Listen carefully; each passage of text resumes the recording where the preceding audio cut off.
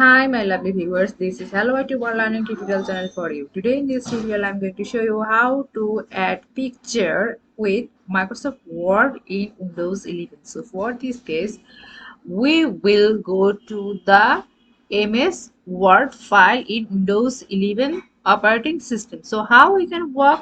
So we can work easily.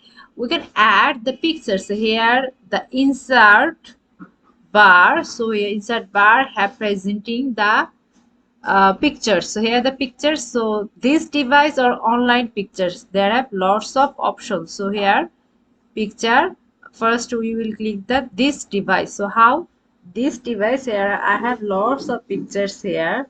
So I will add any kinds of pictures from my laptop. So how we can, so here I will take from the desktop. So desktop I have this picture. So click here and insert this picture, and the picture will come in this Word file. See, the picture has come. So now we can size or resize in this way.